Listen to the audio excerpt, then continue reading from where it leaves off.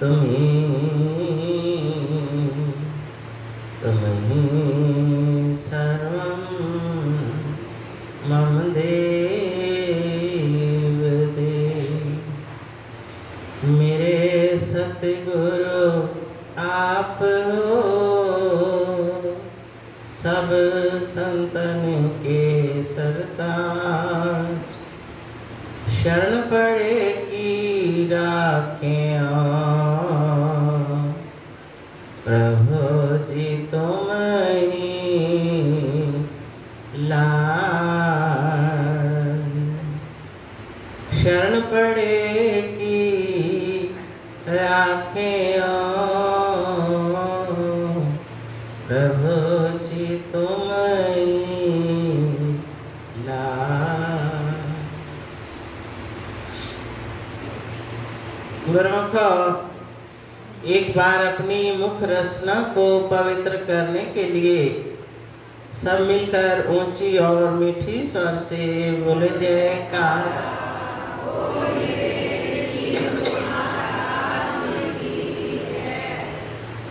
गुरुमुखो, श्री श्री 108 श्री सतगुरु दाता दयाल जी महाराज जी की तरफ से सारी संगत को बड़े प्रेम पूर्वक दुआ आशीर्वाद हो।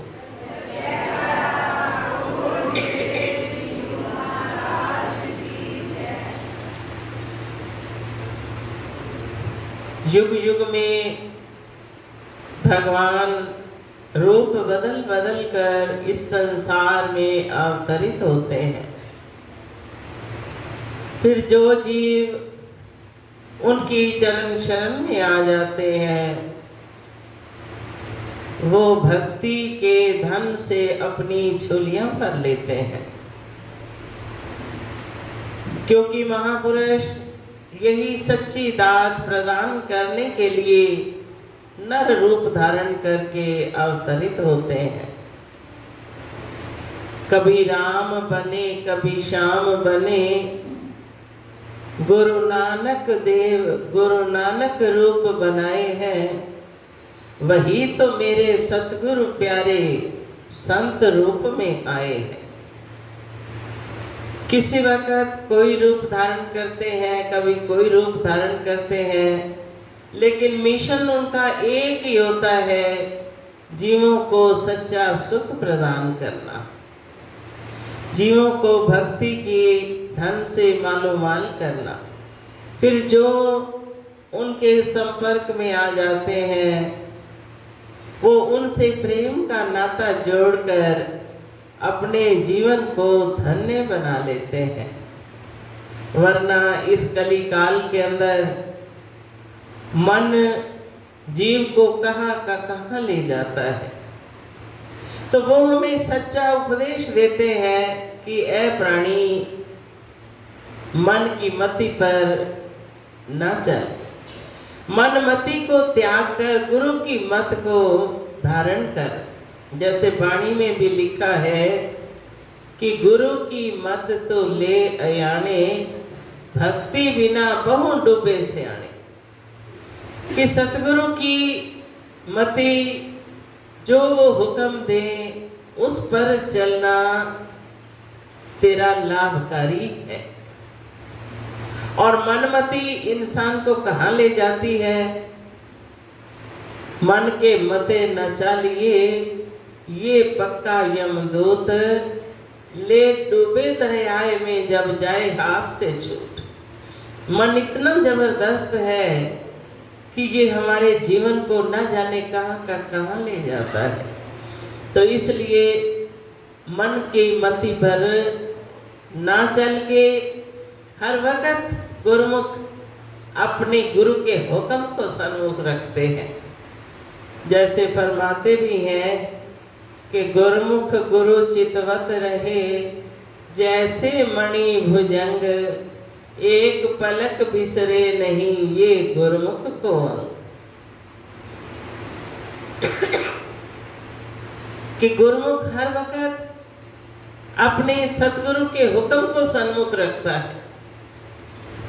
जैसे मणि वाला सांप अपनी सुर्ती मणि में रखता है, ऐसे गुरुमुख हर वक्त अपनी सुरती सतगुरु के ध्यान में रखते हैं, उनके हुक्म में रखते हैं कि मेरे लिए मेरे गुरु महाराज जी क्या हुक्म फरमा रहे हैं। एक पल के लिए भी इस बात को वो भूलते नहीं। हर वक्त उनका रोम रोम यही पुकारता है कि मेरे गुरु महाराज जो भी वचन कर रहे हैं इसमें मेरा बहुत भला है। और मन जो है वो शैतान का कारखाना है, छोड़ता नहीं।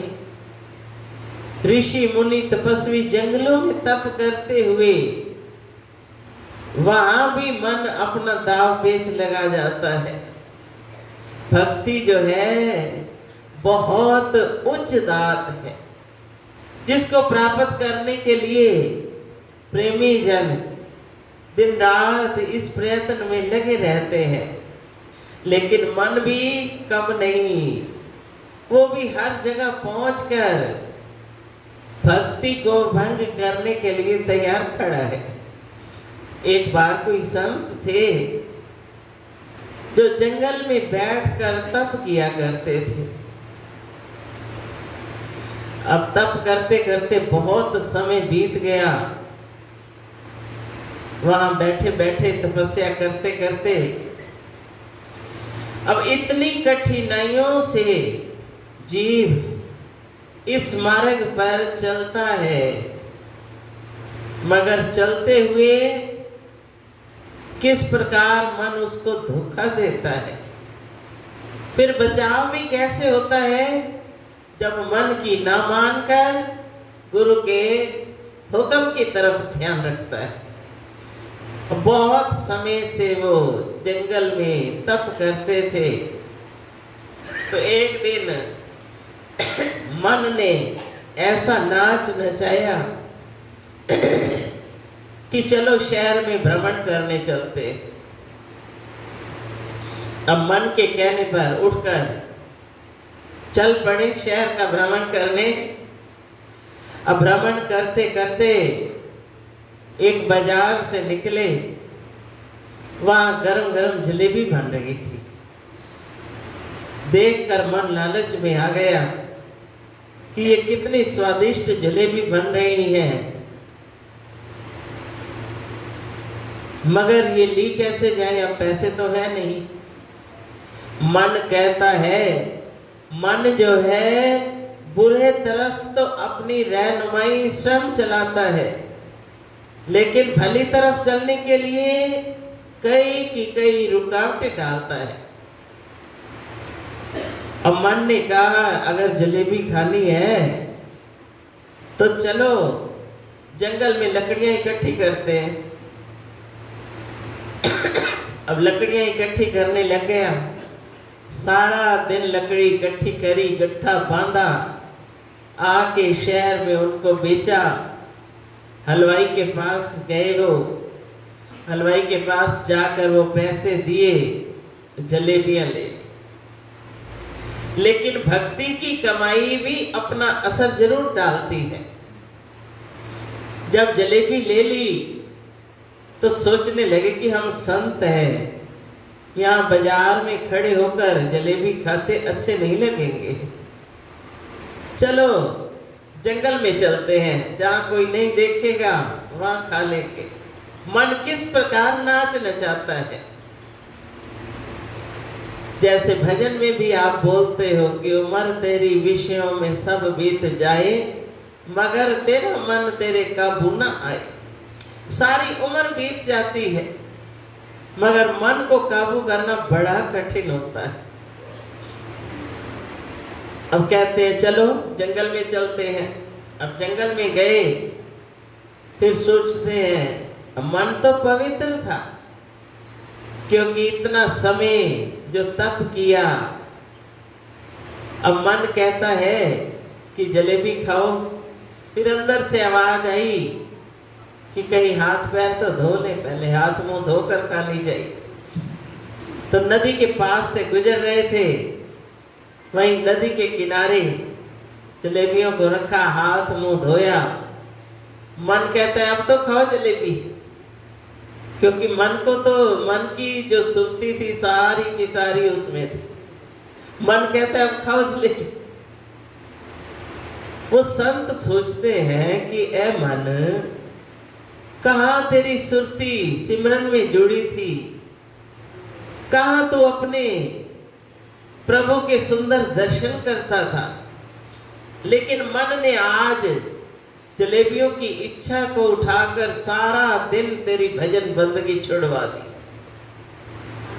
सारा दिन की भजन बंदगी छोड़ के तूने लकड़ियां इकट्ठी की, फिर बेची, फिर जलेबियां ली। आज तो मन इतना कर्म मुझसे करवा रहा है, आगे ना जाने ये कहां कहां ले जाएगा। मन पवित्र था, अंदर से आवाज आई कि मन की नहीं माननी चाहिए। तो उन्होंने क्या किया, जलेबी निकाली, एक एक जलेबी मन को दिखा दिखा कर नदी में डालते कि ए मन, आज तो तूने भजन बंदगी छुड़वा कर जलेबी की इच्छा प्रकट की, अगर तेरी ये इच्छा पूरी हो गई कल कोई और इच्छा पैदा कर देगा, तो मेरी भजन बंदगी तो जाती रहेगी। सारी जलेबियां निकाल कर एक एक जलेबी दिखा दिखा कर मन को तरसा कर नदी में डाल देंगे। जब सारी जलेबियां डाल दी तो प्रभु का शुक्राना करने लगे, शुक्र है प्रभु आपने सद्बुद्धि प्रदान की कि मैं मन के कहने लगकर अगर आज मैं जलेबी खा लेता, कल को कोई और वस्तु मांगता, कल को शरीर के प्रति कुछ और मांगता। तो इसलिए प्रभु तेरी भक्ति ही सर्व सुखों की खान है, तेरी भक्ति ही हमारे जीवन का श्रृंगार है। ऐ प्रभु तेरी भक्ति से वंचित ना हो। तो जब ऐसी विनय प्रभु के चरणों में करी, अब प्रभु की भी प्रसन्नता हो पड़ी कि कैसे मन को धिक्कार देकर अपने मन को भक्ति में लगाया, ध्यान में लगाया। तो संत फरमाते हैं कि इसी तरह मन तो रोज न जाने कभी कहीं हमें डुलाता है, मगर महापुरुष जो संसार में आते ही परोपकार के लिए है, वो हमें सन्मार्ग दिखाकर हमारी जीवन नैया को पार उतरने का मार्ग दर्शा देते हैं। एक बार हमारे श्री 108 श्री सतगुरु दाता दयाल जी, श्री पंचम पातशाही महाराज जी, उन्होंने अमेरिका में कृपा फरमाई। जब वापस इंडिया आए तो बहुत सारे प्रेमी दर्शन करने आए। तो एक प्रेमी ने विनय की कि स्वामी जी, हमने सुना है अमेरिका में आपको किसी प्रेमी ने एक हवाई जहाज भेंट किया है। श्री गुरु महाराज जी मुस्कुरा पड़े, फरमाते हैं कि हमें तो उससे भी बड़ा जहाज मिला हुआ है, उस जहाज का हमने क्या करना है। फिर वो प्रेमी कहता है कि आपको उससे बड़ा जहाज कौन सा है। तो श्री सतगुरु दाता दयाल जी ने फरमाया कि हमें तो श्री परमहंस दाता दयाल जी ने नाम रूपी बहुत बड़ा जहाज दे रखा है, जो भी इस जहाज पर सवार होता है वो सीधा बैकुंठ पहुंच जाता है।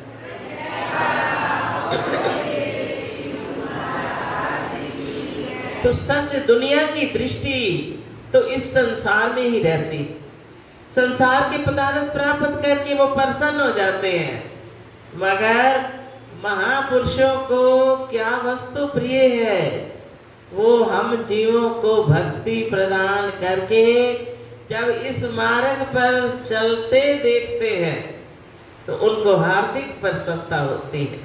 फिर फरमाया कि ये जहाज हमेशा हमारे साथ रहता है, जहां भी हम जाते हैं ये साथ रहता है। फिर जो जो प्रेमी इस बेड़े पर सवार हो जाते हैं वो सहजे ही भाव से पार हो जाते हैं। तो धुरधाम के वासी स्वयं अपने प्रेमियों को तारने के लिए, अपने प्रेमियों को माया की दलदल से निकालने के लिए स्वयं नर रूप धारण करके आए और दिन रात ये भक्ति की दात लुटा रहे हैं, ये भक्ति का अमृत पिला रहे हैं। तो हम जीव कितने भाग्यशाली हैं जिनको ऐसा अवसर प्राप्त हुआ, जिनको सतगुरु दाता दयाल जी ने अपना सेवक बना लिया। तो हमें अपने भाग्यों पर नाज होना चाहिए कि हमारे प्रभु ने हमें महान उपकार कर अपना सेवक बनाया। तो अब ऐसी कृपा हम पर बनी रहे कि हमारा ध्यान, हमारी सुरती उनके चरणों में जुड़ी रहे और उनकी रहमत भरा हाथ हमेशा हमारे सर पर रहे। बोलो जयकारा।